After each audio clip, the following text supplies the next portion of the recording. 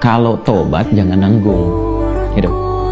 Ya, kalau tobat jangan nanggung, supaya tobatnya betul, tidak tobat kejadian lagi, tobat kejadian lagi. Maka caranya, ini kata Ibnu Abbas, sertakan rahmat Allah di dalamnya. Supaya rahmat Allah itu mengiringi kesungguhan tobat kita, penyesalannya tertanam dalam jiwa, setelah itu kita merasakan perubahan. Itu poinnya. Jadi kalau ingin cepat taubat yang diterima oleh Allah, rasakan rahmat Allah hadir di dalamnya, lalu tanamkan pada diri kita. Ya kan? Ya, dihidayahkan Allah yang menciptakan engkau, Allah memberikan jalan kepadamu, Allah memberikan nafas kepadamu, Allah memberikan waktu. Setelah kamu akan berpulang. Kalau bukan karena rahmat Allah, bagaimana engkau berhadapan dengan Allah saat dihisab? Ya kan? Lalu kita balikan, ya Allah, engkau yang menciptakan aku, engkau yang memberikan kehidupan kepada aku, engkau yang memberikan jalan-jalan kepada aku. Sungguh dalam keadaan ini aku hambamu yang engkau maha tahu banyak berbuat maksiat, tapi aku pun menyadari betapa besar rahmatmu yang melampaui murkamu. Maka dengan semua rahmat aku mohon, ya Allah, bimbing hamba untuk bertobat, memperbaiki diri sebelum berpulang kepadamu. Nah, kalimat-kalimat itu dalam. Itu poin yang pertama. Ya? Jadi singkatnya itu, jika ingin bertobat, jangan nanggung, sertakan rahmat Allah di dalamnya, sehingga membuat kita lebih serius dan lebih kemudian merasa ya dalam jiwa kita untuk kembali kepada Allah. Yang kedua, ada poin anugerah. Ya, orang-orang yang tobatnya serius, yang benar untuk memperbaiki diri, bukan sekedar formalitas dia bertobat ya dengan istighfar misalnya, walaupun di situ pasti ada jalan kebaikan.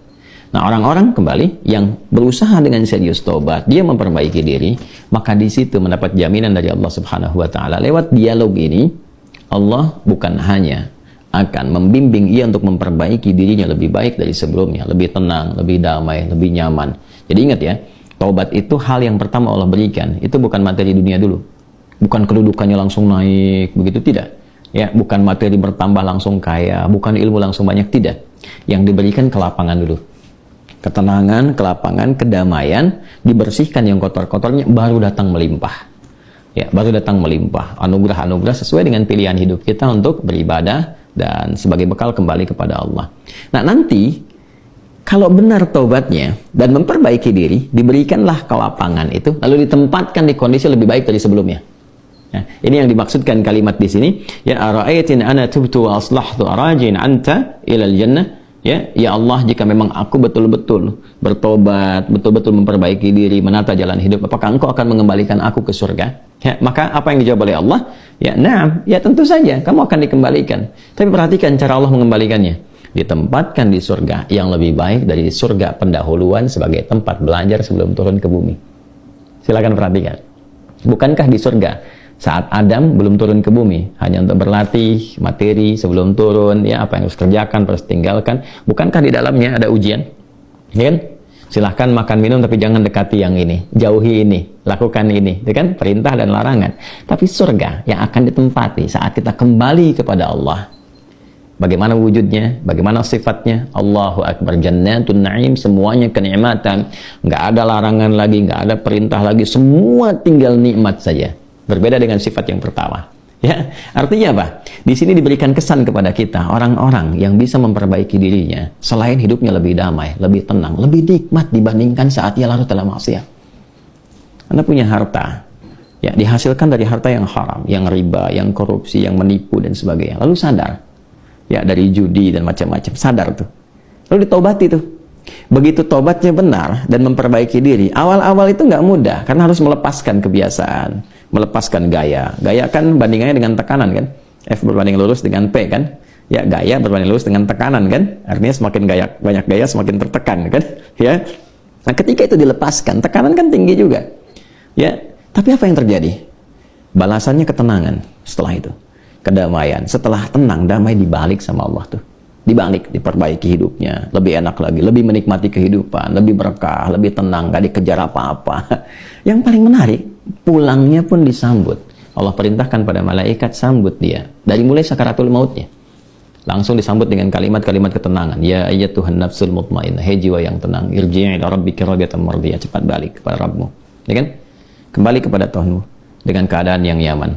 Aku ridha dengan amalmu, engkau pun ridha dengan pemberianku.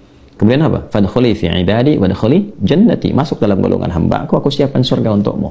Nah, surga yang diinformasikan dalam sakaratul mautnya, aku siapkan surga untukmu, itu lebih indah, lebih baik dari semua kemewahan yang pernah ia rasakan di dunia, dan itu nggak ada bandingannya, walaupun setetes. Walau setetes. Itu poinnya. Jadi bertobat itu mesti punya motivasi. Ya, jadi kalau nggak ada motivasi, sulit kita melakukan itu. Motivasi terbaiknya adalah, nih, mau sampai kapan larut dalam maksiat? Bagaimana kalau sedang bermaksiat itu wafat? Ketika sudah menyadari itu, cepat perbaiki, cepat bertobat. Begitu tobat itu dilakukan dengan benar, janji Allah turun. Ya, selain dibimbing, diberikan ketenangan, kedamaian, dibalikin lagi, lebih nikmat dari sebelumnya. Lalu dibimbing mendapatkan sesuai dengan bekalnya. Kalau ilmu dikuatkan dia, supaya cari surga dengan ilmunya. Kalau kedudukan diatur, supaya tidak mendapatkan kedudukan dengan nyogok, dengan korupsi, kan? Dan macam-macam. Naik itu. Sesuai dengan maslahat dia. Dan kalaupun dapat harta dengan cara yang benar, nggak usah nipu, ya, nggak usah korupsi, nggak usah macam-macam gitu, dapat dia ditempatkan sampai dia jaga sampai wafat aja. Begitu meninggal, dapat yang terbaik, lebih indah dari suasana yang dia dapatkan sebelumnya. Itu spiritnya. Ya, itu yang tadi saya katakan, menjadikan Allah sangat mencintai orang yang selalu berusaha menata dirinya lebih baik. Bertobat terus, tobat lisan, tobat pandangan, tobat pendengaran, sampai tobat kaki. Sampai dia merasakan perubahan dari semua organ tubuhnya. Tobat mata, dia berlatih. Jangan dikira kalau tobat itu, fungsi mata itu akan selesai dengan memandang saja. Tidak. Tantangannya ada. Nah, nanti keberhasilan tobatnya itu diukur dengan ketika memandang yang tidak diinginkan oleh imannya, dia bisa elakkan pandangan. Itulah ghadul basar. Ya, telinga juga begitu. Kalau sudah nanti cukup bagus, terlatih dengan tobatnya, dia akan hanya gunakan refleks pendengaran untuk yang baik saja. Sampai ke ujung kaki. Demikian.